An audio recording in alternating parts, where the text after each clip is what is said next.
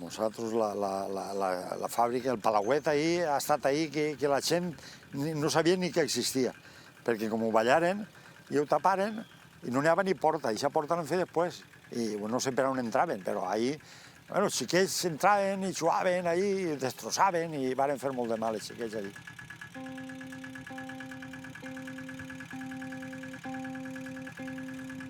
Pràcticament, com estigué ahir 10 o 15 anys o 20 anys, que ahir no se manejava res i ni se podia entrar, la Merlin Gerlin ho va ballar i ho deixaren separar de la fàbrica, que això era de la fàbrica. Això era de la fàbrica, i la fàbrica ho va cedir a l'Ajuntament de Melena.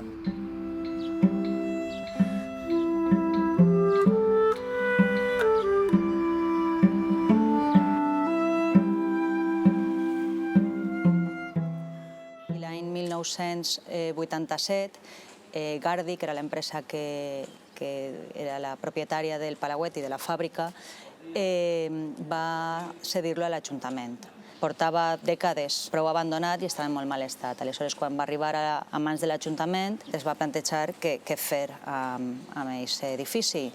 Va fer unes xicotetes intervencions d'apuntalament i, en realitat, poc més. Aleshores, podem estar parlant de l'any 2006, una cosa així.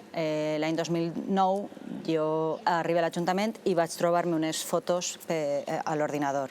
Aleshores vaig preguntar això què és, perquè jo no coneixia cap del Palauet ni del Mosaic, i l'aparellador municipal que estava aleshores, Joan Barratxina, va dir-me: és un edifici que tenim, si vols t'acompanya a veure-lo. Jo m'esperava una runa, la realitat, i quan vaig arribar vaig veure que estava en molt mal estat, però que encara quedaven moltes coses i que tenia molt valor.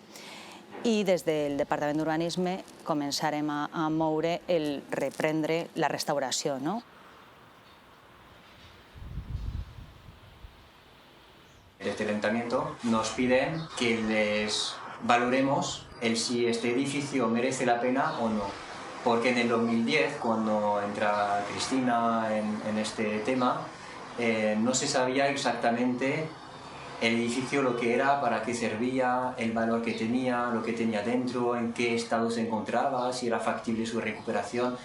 Y entonces nos llamaron como expertos en patrimonio simplemente para venir y dar una opinión de si este edificio podía valer la pena o no recuperar. Aleshores, el que fèrem va ser encarregar l'estudi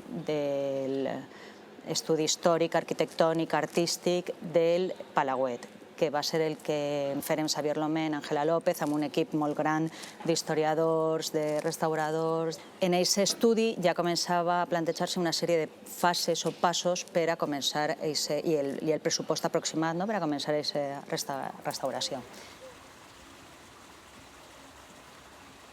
Y poco a poco, pues el proyecto ha ido cogiendo fuerza cada vez más, y esto ha sido el punto de partida. Y ahora se ha podido conseguir mantener este impulso, incrementarlo hasta que hemos llegado a esta fase, hasta de ahora, y realmente hay un antes y un después.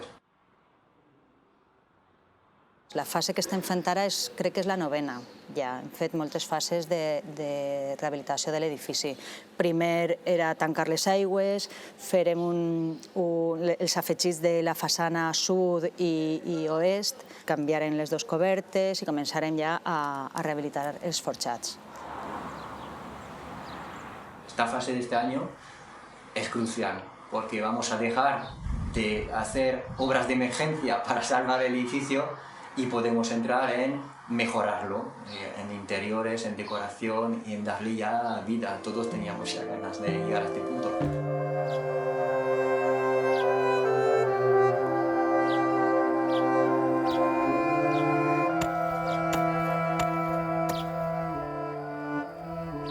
El procés estava supervisat per un ingeniero, no per un arquitecte, per un ingeniero. I l'ingeniero és el que ho va supervisar com ho teníem que fer, com teníem que col·locar-lo perquè no se trencara ni res, i va donar un èxit bàrbaro.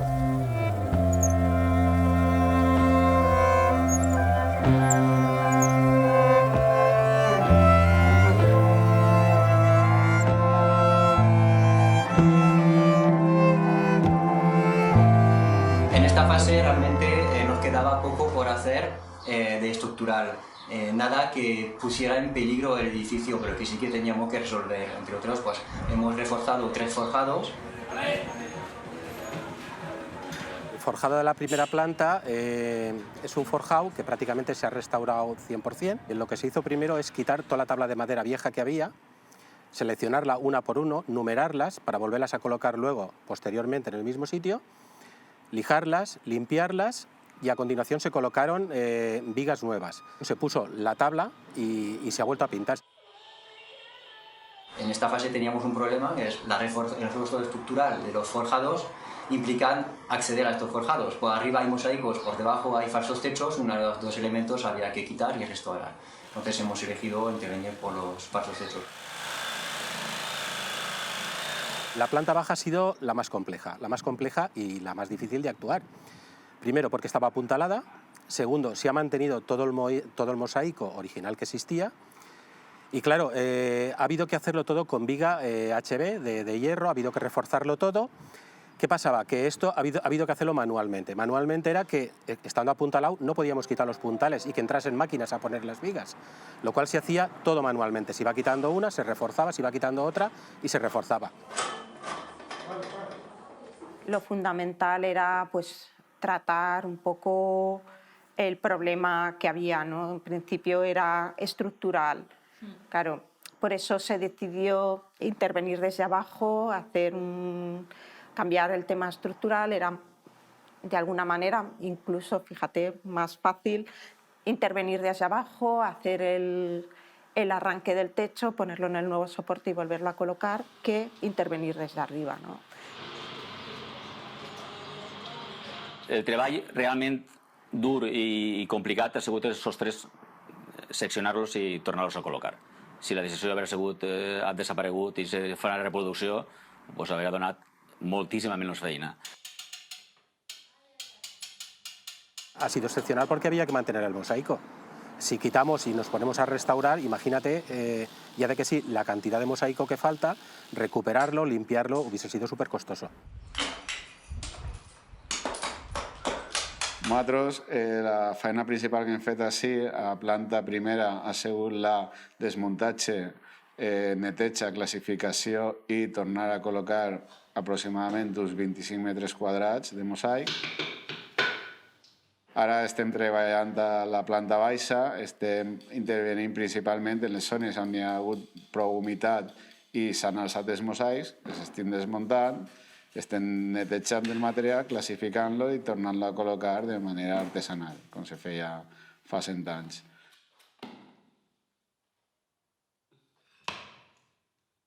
Lo que intentamos siempre hacer en esta obra es mantener el espíritu, mantener la materialidad, conservar lo que había y restaurarlo. Estamos intentando limitar al máximo el aporte nuevo o retirar elementos que estuvieran existentes. Es sobre el edificio que nos hemos encontrado, realmente no va a haber grandes cambios. Després de molts estudis, molt de debatre amb l'arquitecte, amb tot l'equip tècnic, restauradors, tots vàrem arribar a la conclusió que sí, el més interessant era fer una reconstrucció imitativa. Una reconstrucció imitativa de les pintures, de les faltes, perquè els motius de cada sala, encara que són singulars i irrepetibles en cada sala, sí que mantenen un patró que se pot reproduir i també conservava tota una documentació que ens apoyava per a reconstruir com estava a l'època. Sí, un poco en este espíritu realmente nos acogemos a todas las cartas de restauro, a la Carta de Venecia, de Cracovia, incluso la Convención de Faros, a todas estas cartas internacionales de cómo se tienen que intervenir. Todas estas ideas están aquí, están presentes y siempre lo tenemos en cuenta, conservamos al máximo lo original. La sustitución se hace cuando no hay otra manera de intervenir. Y realmente es un criterio que incluso por encima del económico siempre va a ser un criterio de intervención para poder mantener la materialidad original. Recol·locar paviments, recol·locar la ceràmica se podia, però també les pintures murals. I el que volem és recuperar tot l'esplendor de les sales conforme estaven en l'època. Com se trata de recuperar lo que es elements originals, quin sostre està canyís i lluït, pues s'ha recuperat canyís i lluït en sales, sempre en les sales que no tenim que tornar a col·locar el sostre antic. Ara, això no és... Quan és que ficar-li molt de pes, no és convenient aquest tipus de sostres. Per això ja han decidit fer-ho en estructura metàl·lica y peces de placa de yeso laminado. Ha habido que falsear todo el tema del techo de escayola abajo para poner la luz porque no nos daban los niveles. Los niveles que existían no podíamos mantenerlo al original que había. Y luego a nivel de paredes se intervienen los daños, bolsas, desconchados, corrimientos de agua, que ha habido un montón, humedades, sales. Todo ese tratamiento se hace y igualmente que en la parte de arriba se hace un criterio imitativo, en la parte de abajo se continúa con ese criterio. La fachada allí solamente lo que se ha hecho es picarlo, rebozarlo, cambiar toda la carpintería exterior y a continuación lo que se ha hecho es que con mortero de cal se ha restaurado, se ha maestreado y se ha dejado terminada para si en su momento deciden pintarla. La fachada sur ha sido la más compleja. La más compleja ¿por qué? Pues porque existían una cantidad de piezas, pero faltaban posiblemente el 20 o el 25% de las piezas. Estas piezas ha habido que hacer unos moldes, prepararlas en un horno, traerlas y colocarlas. Con la dificultad que ha habido, porque estas piezas, cuando van al horno, pues tienen una pérdida entre el 3 y el 5%. Entonces ha habido que hacer varias pruebas hasta conseguir que sean los tamaños exactos. El poder proporcionarle un uso al edificio es fundamental. Es decir, se puede perfectamente seguir los criterios de las cartas de restauro, de mínima intervención, de diferenciación entre lo original y lo que tú aportas, de respeto al original. Todos estos criterios son complementarios de aportarle un uso. No quiere decir que tenga que ser una cosa o la otra, y aquí es lo que estamos haciendo. Una de les condicions de la subvenció dels fons FEDER és que l'edifici estiga obert per a visites. Aleshores, principalment ara, després d'esta fase, el que plantegem és obrir el Palauet per a veure'l en si mateix i també per a fer alguna exposició de com s'ha restaurat, de la història del Palauet, en la part baixa que serà la que tinga accés al públic. El tema de los usos es un tema especialmente delicado porque condiciona la obra, pero aún no sabemos claramente lo que se va a hacer, con lo cual es un poco ir haciendo obra teniendo una cierta previsión sin saber aún a què se va a dedicar el edificio. Hem plantejat molts usos. De fet, fèrem el pla de participació per a que la ciutadania opinara que podien fer en el Palauet. El que tenim clar és, per una banda, que ha de tindre un ús públic, que ha de tindre un ús diari. También sabemos que este edificio, como cualquier edificio, para mantenerse requiere unas inversiones. Y lo que queremos es que este edificio sea, digamos, de algún modo autofinanciado, para que el ayuntamiento no tenga que inyectar dinero para la conservación del edificio, lo cual nos da más garantía de que se pueda mantener en el tiempo, sin depender de nadie más que su propia autofinanciación.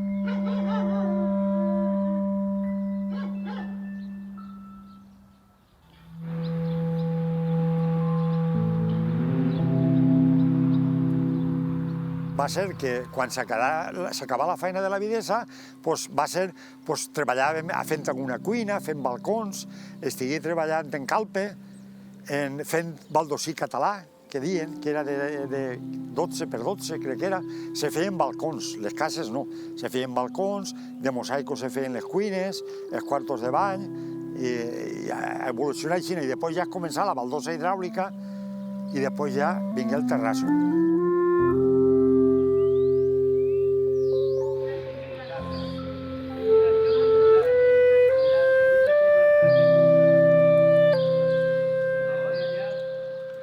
Lo que nos resultaba importante es que había que involucrar desde la propia sociedad, había que despertar ese amor, ese interés de los propios melianeros por su patrimonio. O sea, es un patrimonio que está por todo el mundo, llegó a una dimensión internacional que hoy día aún nos sorprendemos de en qué rincones del mundo encontramos mosaico que fue directamente salió de la propia fábrica de Meliana. Entonces ese espíritu y ese interés y ese amor por lo suyo había que despertarlo, estaba ahí, pero había que despertarlo a la sociedad.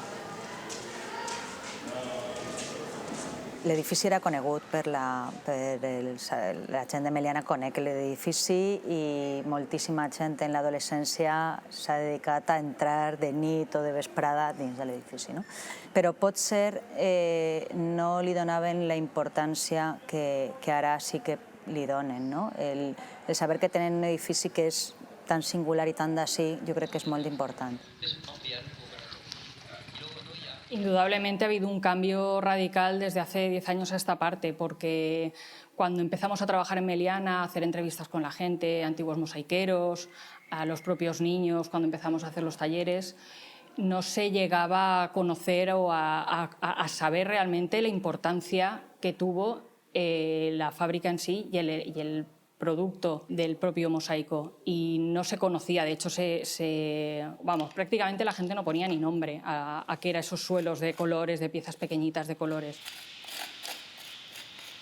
Trobem que de fa 5 anys per carrera n'hi ha molta més demanda d'aquest tipus de faena, principalment perquè ha entrat la part decoració vintage, s'ha ficat de moda.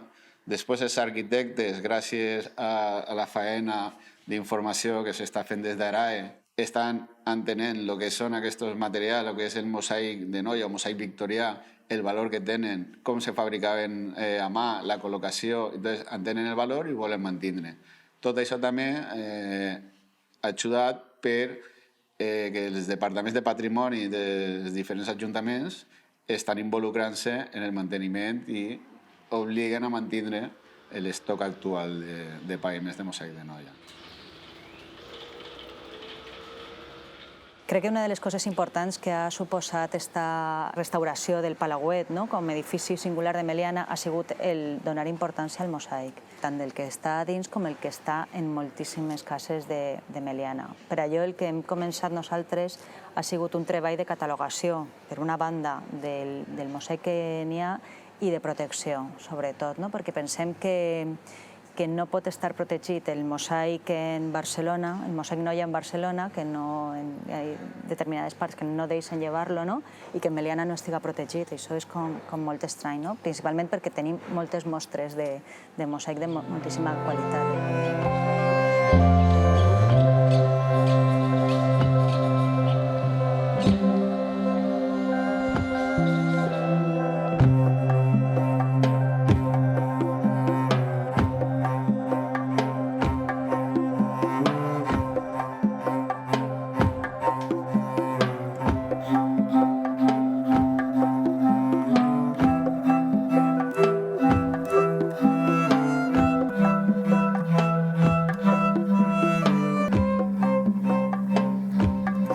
Soc José Ots Ferrer, d'apodo que l'heretí de mon pare me diuen el Sarier.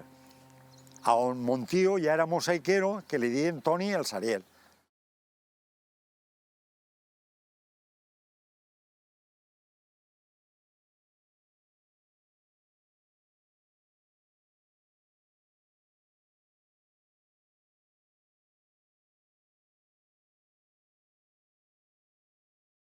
Això se feia així, agarràvem el mosaico, el ficàvem al mosaico i en això, clac, clac, clac, clac, clac, clac, el tallàvem.